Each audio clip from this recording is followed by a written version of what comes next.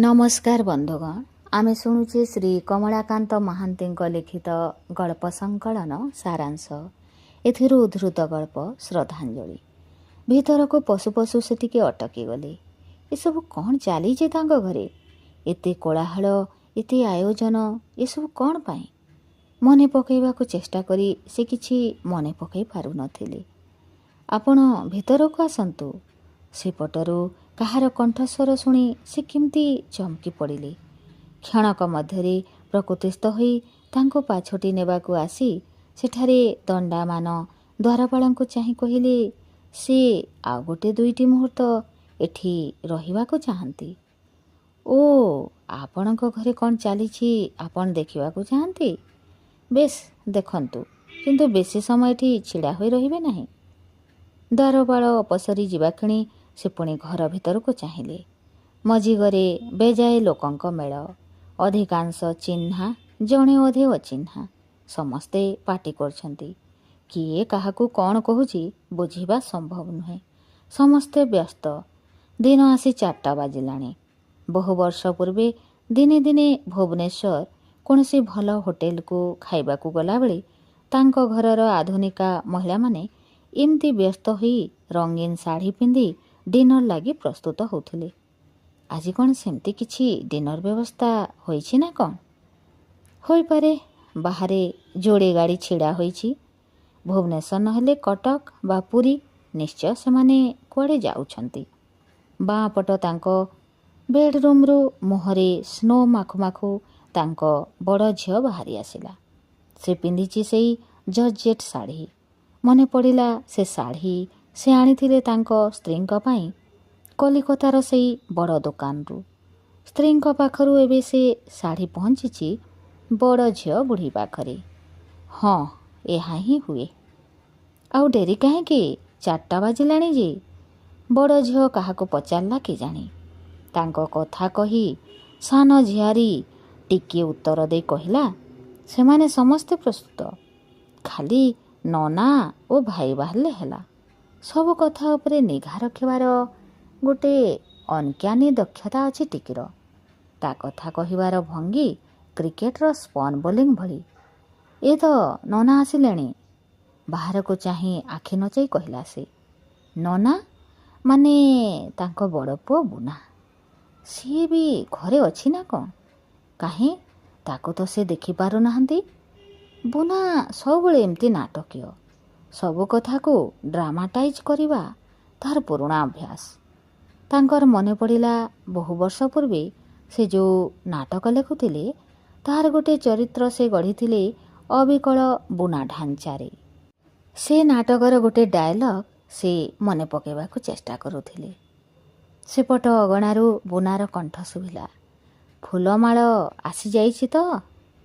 फूलमाଳ आसी जाइछि। तेबे भाई सेतेबेळु गलेणी फटो आनिबाकू जे पर्यंत फेरी नाहांती कहिला झियारी हुंडी।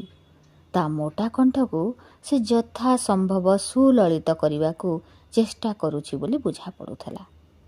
कुना ड्रेस अप होई जाइछि तो? आस आमे ताकू बाटरू उठे नवा। सबु समस्यार सहज समाधान करिबारे अभ्यस्त बुना आदेश देवा भंगीरे कहि उठिला। ना से आसिबा पर्यंत आमे अपेक्षा करिबा। आम हातरे यथेष्ट समय अछि। से आसी जांतु। एते व्यस्त होई बाहरिबार कौनसी कारण नाही। तांको अणओडिया सान बहुर कथा शुणी समस्ते तुनी पड़ीगले।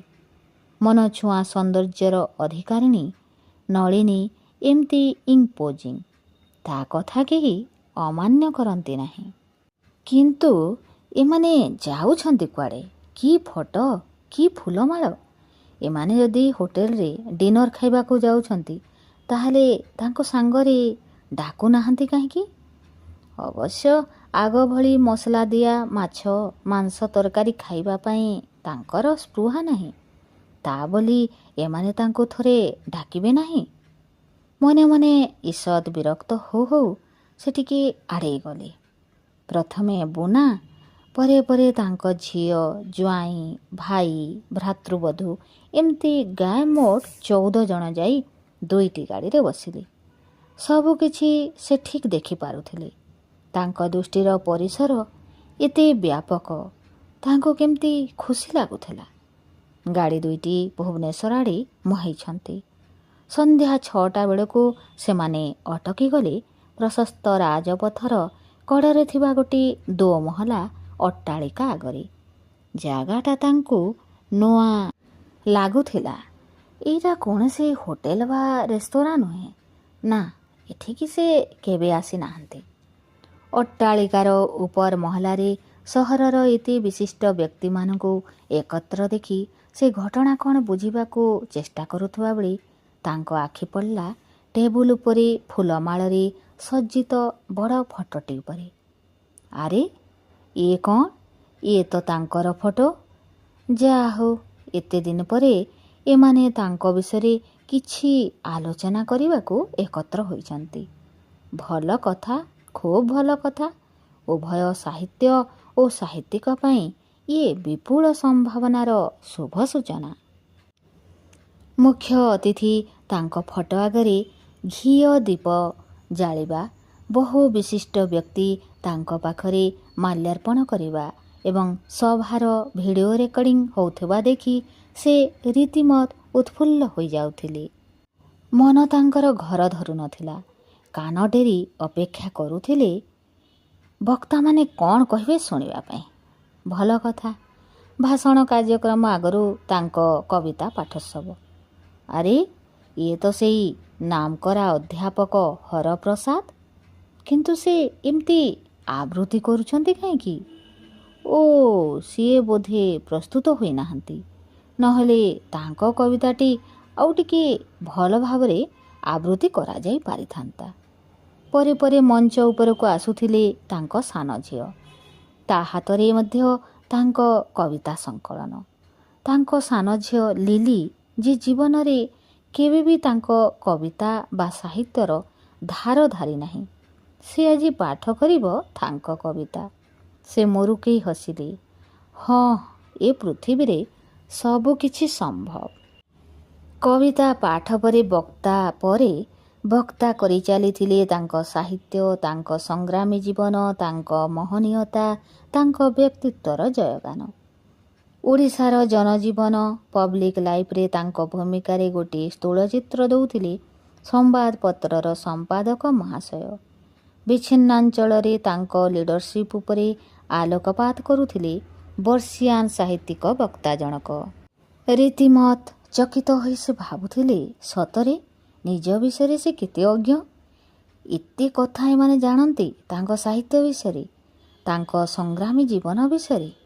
କିଏ କହେ ଏଠି ପ୍ରତିଭା ପୂଜା ହେଉନି ବୋଲି? ଅବିଶ୍ରାନ୍ତ ପ୍ରଶଂସା ସଙ୍ଗେ ସଙ୍ଗେ ତାଙ୍କ କାନରେ ବାଜୁଥିଲା ସାମୂହିକ ଅଭିଯୋଗ। ତାଙ୍କ ରଚିତ ଉପନ୍ୟାସ, ନାଟକ, କବିତା ସଂକଳନ କିଛି ବଜାରରେ ନାହିଁ। ଯଥାଶୀଘ୍ର ଏସବୁ ବଜାରକୁ ଆସିବା ଦରକାର। ଏଥିରେ ଡେରି କଲେ ଚଳିବ ନାହିଁ। କ'ଣ କରାଯିବ? ଏ ପ୍ରଶ୍ନ ଉତ୍ଥାପନ କରିଗଲେ ବକ୍ତା ପରେ ବକ୍ତା।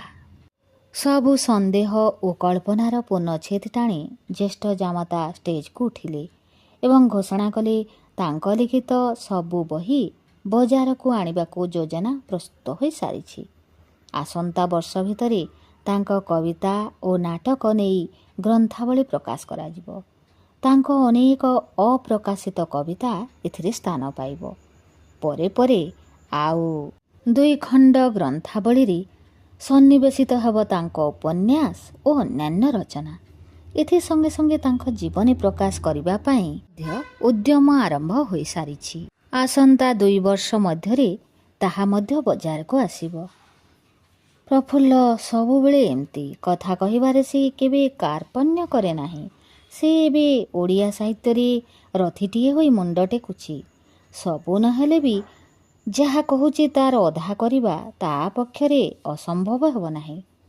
ଉପସଂହାର କରି ପ୍ରଫୁଲ୍ଲ କହୁଥିଲେ, ଜୀବନୀ ପ୍ରକାଶିତ ହେବା ପୂର୍ବରୁ ତାଙ୍କ ପ୍ରତିକୃତି ଉତ୍କଳ ସାହିତ୍ୟ ସମାଜରେ ଉନ୍ମୋଚନ କରିବା ପାଇଁ ଚେଷ୍ଟା ଚାଲିଛି। ସମସ୍ତଙ୍କ ସହଯୋଗରେ ତାହା ମଧ୍ୟ ଅଚିରେ ଫଳବତୀ ହେବ। ଜାମାତାଙ୍କ ଭାଷଣ ଶେଷ ନ ହେଉଣୁ ଛୋଟ ହଲ୍ଟି ପୂରି ଉଠିଲା ଶ୍ରୋତାମାନଙ୍କ ତାଳମାଡ଼ରେ। ଯାହା ହଉ, ତାଙ୍କ ପିଲାମାନେ ଅନ୍ତତଃ ଏତିକି କରୁଛନ୍ତି। ମନେ ମନେ ଆନନ୍ଦିତ ହୋଇ ସେ ମଧ୍ୟ କରତାଳି ଦେବାକୁ ହାତ ଉଠେଇଲା ବେଳେ ତାଙ୍କ ଆଖି ପଡ଼ିଲା ସେପଟରୁ ଆସୁଥିବା ଦ୍ୱାରପାଳଙ୍କ ଉପରେ। ନା, ଏଠି ତାଳି ମାରିବା ଉଚିତ ହେବ ନାହିଁ। ମୁହଁରେ ଫୁଟି ଉଠୁଥିବା ଆନନ୍ଦକୁ ସେ ଲୁଚେଇ ପାରୁନଥିଲେ। ଠିକ୍ ଅଛି, ଦ୍ୱାରପାଳ ଦେଖନ୍ତୁ, ଆତ୍ମସନ୍ତୋଷ ଲାଭ କରିବାର ଯଥେଷ୍ଟ କାରଣ ଅଛି ତାଙ୍କର। ତାଙ୍କ ସାହିତ୍ୟର ପ୍ରସାର ପାଇଁ ଏ ନିର୍ଘୋଷ ଶୁଣିବା ପରେ ସେ ଯଦି ଏବେ ଆନନ୍ଦିତ ନୁହନ୍ତି, ତେବେ ଆନନ୍ଦିତ ହେବେ କେତେବେଳେ? ମନେ ହେଉଛି ଆପଣ ଖୁବ୍ ଖୁସି ଅଛନ୍ତି, ଦ୍ୱାରପାଳ ପଚାରିଲେ ମୃଦୁ କଣ୍ଠରେ। ହଁ, ଖୁସି ହେବାର ଯଥେଷ୍ଟ କାରଣ ଅଛି। ଯାହା ମୁଁ କରିପାରିନଥିଲି, ଆଜି ମୋ ପୁଅ, ଝିଅ, ଜ୍ୱାଇଁ, ମୋ ସାହିତ୍ୟ ଗୁଣଗ୍ରାହୀ ତାହା କରିବାକୁ ଯାଉଛନ୍ତି। ଏ ପ୍ରତିଶ୍ରୁତି ସତରେ ଖୁବ୍ ଆନନ୍ଦଦାୟକ। ପ୍ରତିଶ୍ରୁତି ସବୁ ସମୟରେ ଆନନ୍ଦଦାୟକ ହୋଇଥାଏ, କିନ୍ତୁ ପ୍ରତିଶ୍ରୁତି ଉପରେ କ'ଣ ଆସ୍ଥା ସ୍ଥାପନ କରିବା ଉଚିତ? ପଚାରିଲେ ଦ୍ୱାରପାଳ। ଟିକେ ଉତ୍ତେଜିତ ହୋଇ ସେ କହିଲେ, କାହିଁକି ନୁହେଁ? ମୋ ବହିର ନୂଆ ସଂସ୍କରଣ ହେବ। ସମସ୍ତେ ମୋ ସାହିତ୍ୟ କୃତି ପଢ଼ିବାର ସୁଯୋଗ ପାଇବେ। ଏ ପ୍ରତିଶ୍ରୁତି ଉପରେ ମୁଁ ନିଶ୍ଚୟ ଆସ୍ଥା ସ୍ଥାପନ କରିବି। ଆଶା କରିବି ଏସବୁ କାର୍ଯ୍ୟରେ ପରିଣତ ହେବ। ଆପଣ ଆଶା କରନ୍ତୁ, ସେଥିରୁ ଆପଣଙ୍କୁ କେହି ନିବୃତ୍ତ କରିବ ନାହିଁ। କିନ୍ତୁ ଆପଣଙ୍କ ଆଶା ଯେ ଫଳବତୀ ହେବ, ଛାଡ଼ନ୍ତୁ ସେ କଥା। ଆପଣଙ୍କ ଗ୍ରନ୍ଥାବଳୀ ପ୍ରକାଶନ ପାଇଁ ସେମାନେ ନେଇଛନ୍ତି ବର୍ଷେ ସମୟ। ଗୋଟିଏ ବର୍ଷ ଭିତରେ ଅନେକ କିଛି ଓଲଟପାଲଟ ହୋଇଯାଇପାରେ, କହିଲେ ଦ୍ୱାରପାଳ। ଥତମତ ହୋଇ ସେ ଦ୍ୱାରପାଳଙ୍କୁ ଚାହିଁଲେ। ଆଖିରେ ତାଙ୍କର ଅବିଶ୍ୱାସର ଛାଇ। ଆପଣ ଆଶ୍ଚର୍ଯ୍ୟ ହେଉଛନ୍ତି କାହିଁକି? ମନେ ପକାନ୍ତୁ, 30 ବର୍ଷ ପୂର୍ବେ ଆପଣଙ୍କ ବନ୍ଧୁ ମାୟାଧରଙ୍କ ଏକାଦଶ ଦିନ ଆପଣ କେମିତି କେତୋଟି କଥା କହିଥିଲେ। ଏମିତି କେତୋଟି ପ୍ରତିଶ୍ରୁତି ଦେବା ସଙ୍ଗେ ସଙ୍ଗେ ତାଙ୍କୁ ସ୍ମରଣ କରି ହାରମୋନିୟମ ଧରି ବାଷ୍ପ ଗଦଗଦ କଣ୍ଠରେ ଗୀତଟିଏ ମଧ୍ୟ ଗାଇଥିଲି। ଆଜି ମାୟାଧର ନାହାନ୍ତି, ତାଙ୍କର କିଛି ବହି ମଧ୍ୟ ବଜାରରେ ନାହିଁ। ଆପଣ ଲେଖିଛନ୍ତି 50ରୁ ଅଧିକ ଉପନ୍ୟାସ, ନାଟକ, ଜୀବନ କାହାଣୀ ଇତ୍ୟାଦି। ଆପଣଙ୍କର ବହି ମଧ୍ୟ ବଜାରରେ ନାହିଁ।